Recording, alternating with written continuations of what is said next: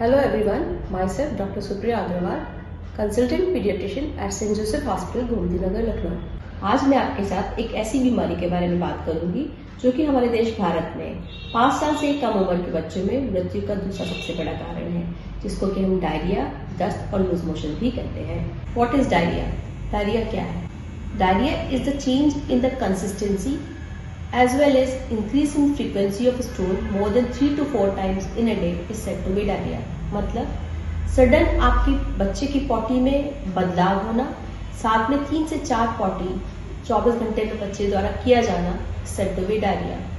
किस पॉटी को हम डायरिया नहीं कहेंगे?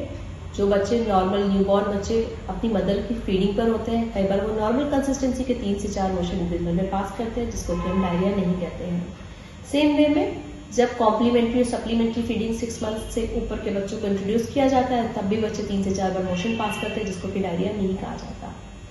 बड़े बच्चे जो ओवर ईटिंग करते हैं, ज्यादा जंक, कैंट, आर्टिफिशियल फ्लेवर्स चीजें, चीजी, जूसी चीजें लेते हैं, वो भी 24 घंटे में 3 से 4 बार नॉर्मल कंसिस्टेंसी के एक स्टूल पास करते हैं, तो उसको भी डायरिया नहीं कहा जाता। डायरिया के लक्षण क्या है? तो डायरिया का प्रमुख लक्षण पतली पॉटी का होना, दिन में 3 से 4 बार। इसके अलावा कुछ और लक्षण भी हो सकते हैं, जैसे बुखार आना, उल्टी होना, भूख ना लगना, पेट में दर्द होना, हाथ पैरों में दर्द होना, वीकनेस, थकान महसूस करना, और कभी कभी पॉटी के साथ ब्लड भी आ सकता है, जिसे हम डिसेंट्री कहते हैं। डायरिया के क्या कारण है? डायरिया कई कारणों से हो सकता है, जैसे viral infection, bacterial infection, parasitic, food allergy, medicinal, कई कारणों से डायरिया हो सकता है। ऑल्दो सबसे common cause more than 60% cases में डायरिया वायरल कारणों से होता है, जो कि most of the time self limiting, मतलब अपने आप ठीक हो जाने वाला होता है। 2 से 3 दिन का समय लगता है और बच्चा अपने आप रिकवर कर जाता है। इस दौरान बस हमको उसके हाइड्रेशन के लिए ध्यान देना होता है कि कहीं वो डिहाइड्रेशन में ना जाए, और पानी की आपूर्ति हमको करते रहना पड़ता है। डायरिया हमारे शरीर को कैसे प्रभावित करता है? डायरिया में जब बच्चा स्टूल पास करता है, तो पतले पतले पॉटी के साथ शरीर में पानी की कमी तो होती है, साथ में इंपॉर्टेंट इलेक्ट्रोलाइट्स जैसे सोडियम, पोटाशियम, क्लोराइड, इनकी भी भारी मात्रा में कमी होने लगती है, जिससे हमारे शरीर के विभिन्न ऑर्गन जो कि इस पर डिपेंडेंट होते हैं, उनके फंक्शन में फर्क पड़ता है और हमारे शरीर में एक डिहाइड्रेशन की स्टेट बन जाती है। इसी बेस पर हम डायरिया को 3 पार्ट में डिवाइड करते हैं, जैसे माइल्ड डायरिया, मॉडरेट डायरिया और सीवियर डायरिया। माइल्ड डायरिया का मतलब क्या? वो बच्चा जो 3 से 4 पॉटी दिन भर में पास कर रहा है, पर बच्चा खेल कूद रहा है, खा पी रहा है, उसका हाइड्रेशन बिल्कुल नॉर्मल है, यूरिन आउटपुट बिल्कुल नॉर्मल है। ऐसे बच्चे घर पे सिर्फ पानी की आपूर्ति करने से, ओरल रिहाइड्रेशन सॉल्यूशन देने से और कुछ प्रोबायोटिक सप्लीमेंट देने से ही घर पे मैनेज किए जा सकते हैं। साथ में हमको उनके खान पान का ध्यान रखना होता है।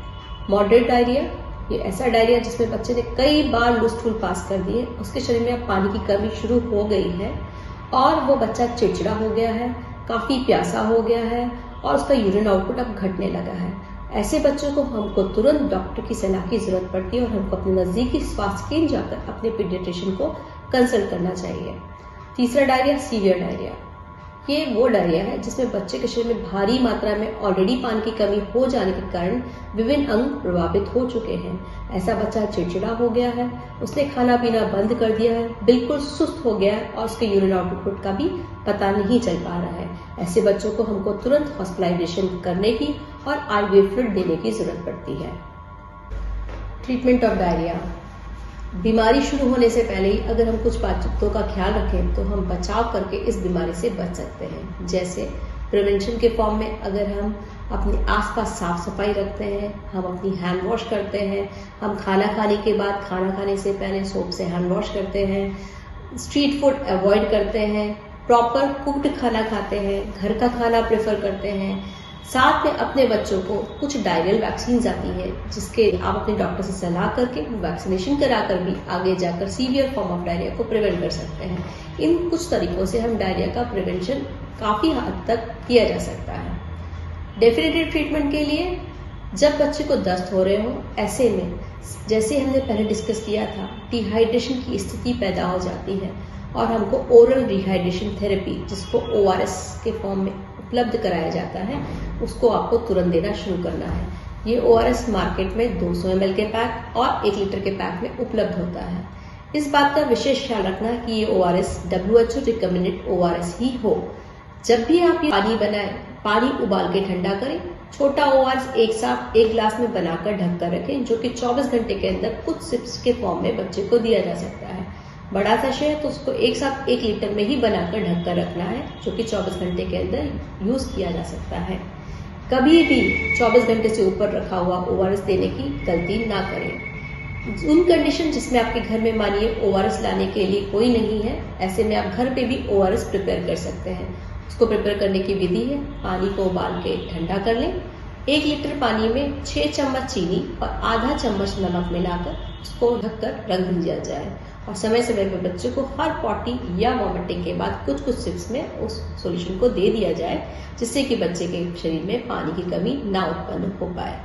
ORS के अलावा और ऐसे कौन से तरल पदार्थ हैं जो बच्चे को दिए जा सकते हैं दस्त के दौरान। इनमें जैसे दाल, खिचड़ी, सूजी, साबूदाना, बटर मिल्क जिसको हम छाछ भी कहते हैं, नारियल पानी, बनाना मैश करके ये और सीरियल बेस्ड डाइट, ये सारी चीजें भी हम बच्चे के खाने में शामिल कर सकते हैं। छोटे छोटे मील्स कुछ कुछ समय के अंतराल पर देने से बच्चे में डायरिया और डिहाइड्रेशन को बचाया जा सकता है।